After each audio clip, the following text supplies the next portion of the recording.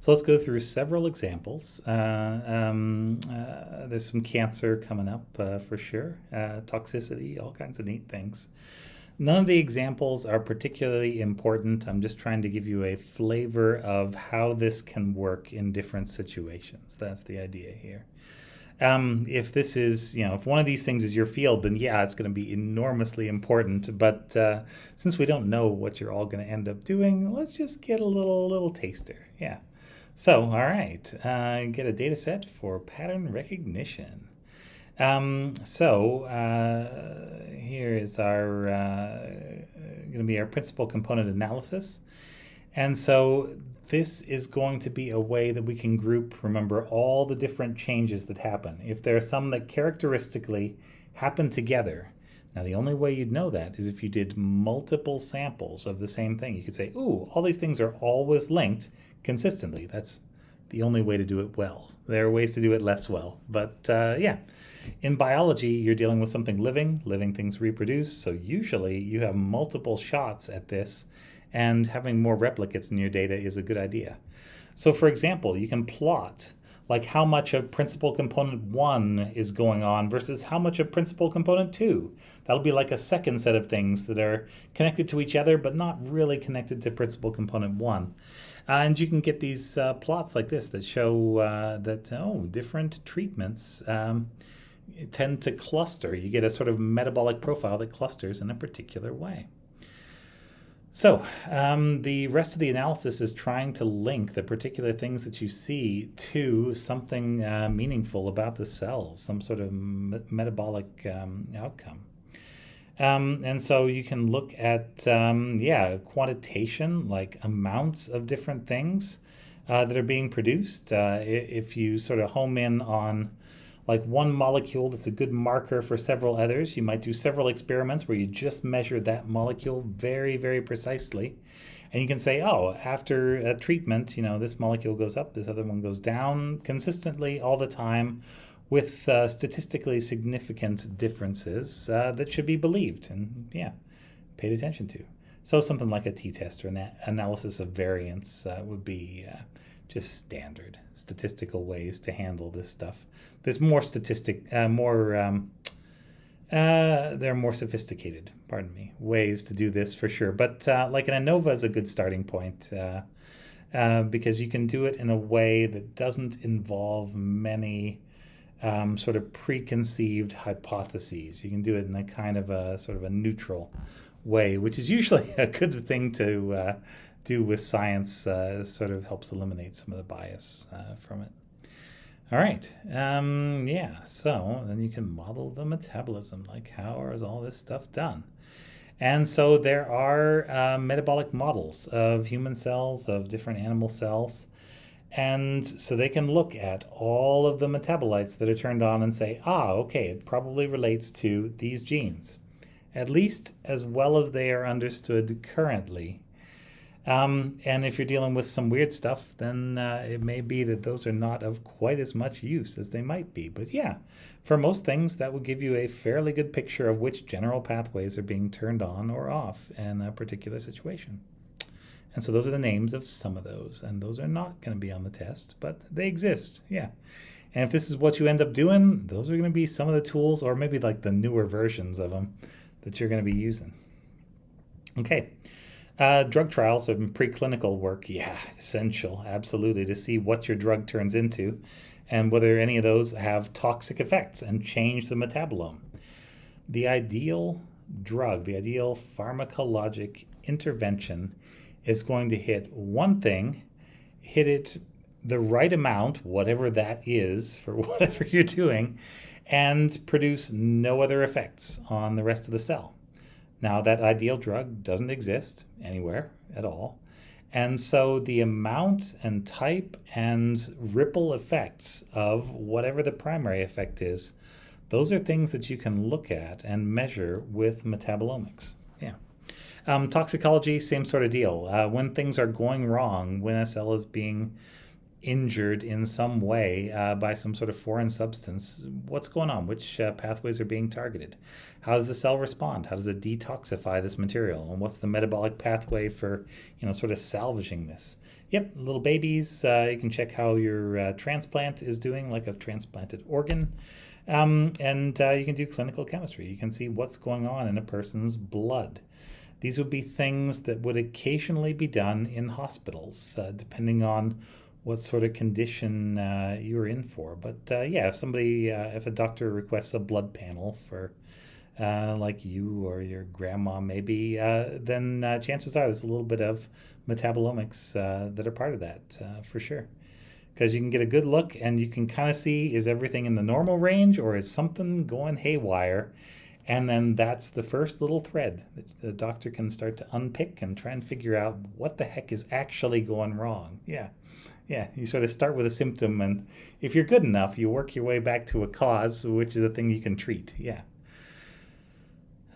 Yeah, well, somebody says the human metabolome is not at all well characterized. I mean, it's reasonably characterized compared to a lot of stuff, but yeah, there are differences that are not well understood. You'll see this with a lot of the literature right now and the just sort of hubbub, really stupid, over testosterone levels, for example. What levels are normal? What levels are high or low? What levels would you expect to find in females versus males? Which particular variant of it? What test did you run? Oh my gosh, yeah. There are some of these things where a person decided based on a tiny amount of data a long time ago what normal looked like.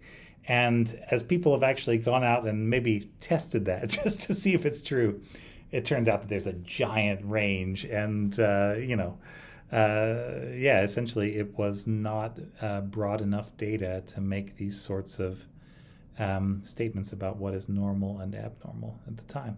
Yeah. So, yeah, that's a fun thing to always keep at the back of your mind when you're reading about metabolic, things in the news in particular. Those are the ones that tend to spin kind of out of control more than some others. So there is a human metabolome project. I bet there are several. This may be the big one in the U.S., but yeah, they're putting together a big database, and that's great. And they're also getting the metabolomes for various other model species that people use a lot. So we do a lot of work on interaction in yeast, interaction between different proteins. And E. coli is just the model bacterium, even though, there are a lot of people that, well, there are a lot of other kinds of bacteria that are not all that E. coli-like, but everybody uses E. coli at some point for something. That's just the rules of science, and whatever. You may not like it, but that's the world. Cancer metabolite profiling exists that can tell you whether a cancer is particularly aggressively acquiring nutrients. That might be something that is more likely to grow faster, or whether you can see some of the hallmarks of what may go on to become metastasis, something bad. Yeah. So this is all behind this sort of personalized medicine. I'm sure you've heard this stuff. And the idea is to take not just a general idea of what your genes should be doing, but to actually look at what they are doing and your metabolome in cells that are having problems, in cancer cells, in non-cancer cells, and get an idea compared to your baseline. Where are these other cells? Are they very different, only a little different? Should we intervene? Because unless you know what normal is for a particular person, a therapeutic intervention may not do what you want it to do. That's the idea there. Yeah. All right. And so this very messy slide, I think, used to be animated. But yeah, you can imagine if you have high amounts of glycolytic enzymes, these are going to be using energy really fast. And so that could lead to a bunch of other things, which then lead to, for example, a high methionine dependency. If you're making a ton of protein really fast and rapidly growing, if you can go in and deplete methionine, for example, with some sort of drug treatment, it'll hurt all your other cells, but it'll hurt the cancer a lot. Yeah. So, yeah, that's kind of the idea why some of these anti-cancer drugs are able to hit cancer cells harder than other cells of the body. And this is also why you get some toxicity in other fast growing cell types in the gut that divide a lot, Hair follicles are dividing a lot, and so yeah, you'll often see people lose their hair with certain types of treatments, not with everything. Okay, yeah. Prostate cancer is normally detected by, if you're talking about a blood sample, the amount of prostate-specific antigen that is present in the bloodstream, because it should be in the prostate, it should not be floating around anywhere else. And so problem is that prostate-specific antigen, you can't always pick it up as well as you would like. And it doesn't really tell you what's going on. Has a prostate cell moved to your lung and is now growing there? And you would then try to confirm this with a biopsy, generally, if I remember right. I am not that kind of doctor, so eventually a lot of you will know more about this than I do. There are particular markers that you often see in certain types of prostate cancer. So it's not just cancer, and it's not just like breast cancer. It's what kind of cell, what's it doing metabolism-wise, and based on that, how much of a threat is it, and how can we best tailor a solution to this to slow that cell down and give the body a chance. Because remember, cancer is you.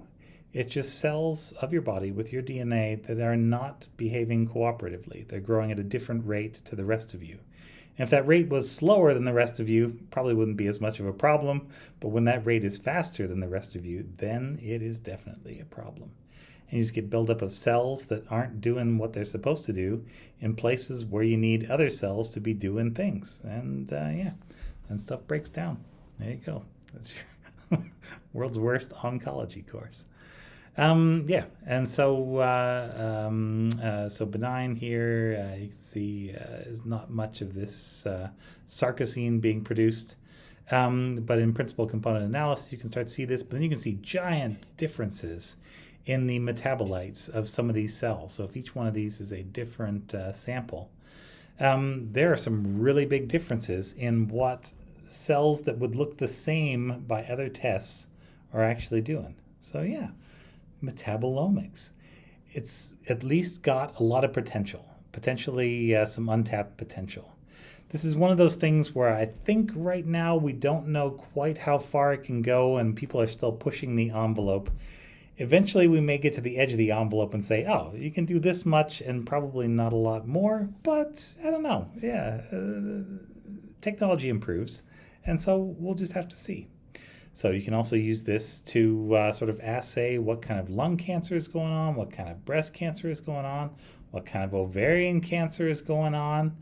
And you would you would expect different levels of different compounds in different versions of these cancers.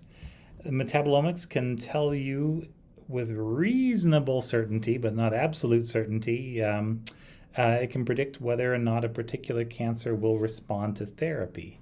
Like if there is a therapy that's going to take away some metabolic pathway, and you can see that these cancer cells aren't really dependent on that metabolic pathway, then probably your treatment's not going to do a lot. But if it's something they are totally dependent on, and you can see it's really active and totally crucial to what they're trying to do, then yeah, you could have a big effect. So And of course, you can also see if the cancer is responding to therapy by doing a metabolic profile to see, like, okay, we had a lot of this particular enzyme being produced and released in the tumor or by the tumor, and we were targeting that enzyme, and has it actually gone down? Did we have the intended effect? All right. And so, yeah, there's a lot you can do with this, and none of these things are individually super important for the course on their own. It's just a flavor of this. Chemotoxicity, that's neat. So if you have a chemotherapy drug, or maybe even a new drug that you're testing out, what is toxicity? I mean, you hear Gwyneth Paltrow and other, non-scientist goofballs talk about toxins and detoxifying, but that doesn't mean what we mean when we use those words precisely. We're talking about particular chemicals that can cause, significant, irreversible, potentially life-threatening damage And each of those is going to be involved in particular pathways. No toxin works through a single pathway, or rather, it's like a set of dominoes. The toxin interacts with one or more things, and then there's an effect of that. So it's like the first domino falls.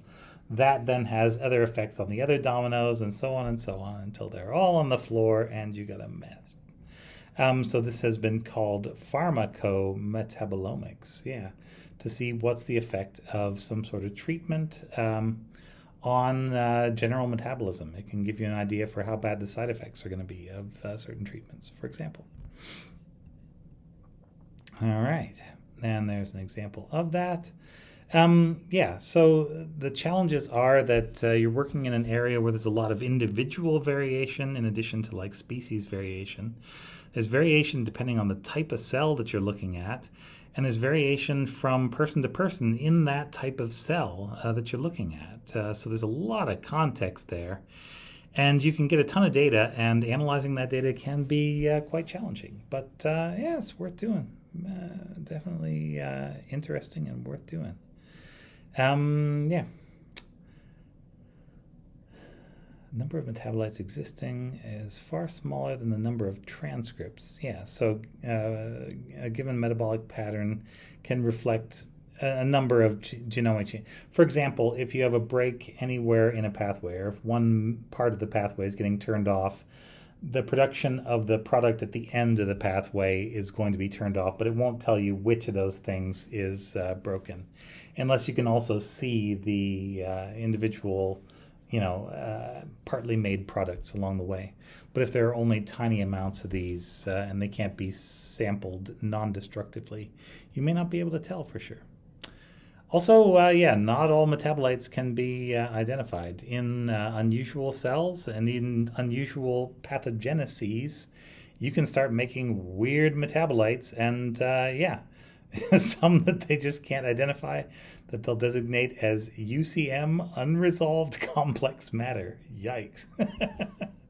So yeah, something biological, and who knows what it means, but you only see it there when things are weird.